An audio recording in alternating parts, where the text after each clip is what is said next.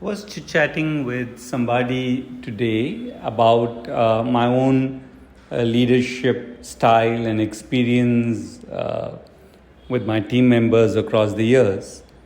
And I brought in this point that by nature I'm quite intense, both at work and at my own personal life. And I was sharing as to how it comes in, as a leader, and how do I utilize this intensity as a leader. And then we were zooming in, into something, and I shared that there are some times, where I and we are trying to create a shift in the team or in the collective, and we give inputs, and then it clicks. The team moves on. But I also pointed out that there have been times over the years where the inputs are given and it is also completely understood and acknowledged, and we all agree together as a team.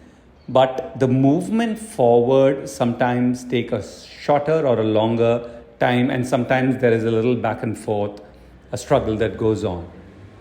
So then we went further. We zoomed in a little bit more further, and then I was sharing that after a time, let's say the team gets it and there's a shift that occurs.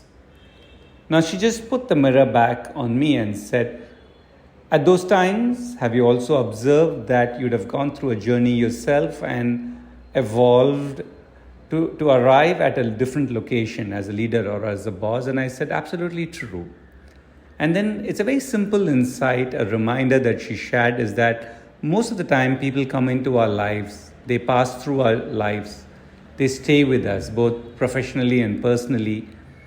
And most of the time these are to remind us or give us an opportunity for our own evolution, for our own progress. So as much as we are sitting and putting an effort outside to shift something in the collective, in the team and in the external, so much also it is about the inner journey that is so much so important and that occurs all the time. So here's a reminder to you all who are listening to this audio. If you reflect if you classically take a day, maybe yesterday or today, what is it that we have attempted to make a shift in the outside, in the collective? And in that, are we also focusing not just on what a person needs to change, but are we also reminding them that they need to make a personal shift inside as a leader, as an individual, so that something shifts on the outside? And a second reflection point is, while we're doing that as leaders, as bosses or team guides, do we also remember to be compassionate with ourselves? Do we also remember to give the space for something to shift in us? Sometimes it occurs quickly, sometimes it takes a time. Do we give that space? Do we give that attention for our own journeys to flower so that it can complement and support the evolution of the team, the product, and the service? Thank you for tuning in. Looking forward to your insights as well.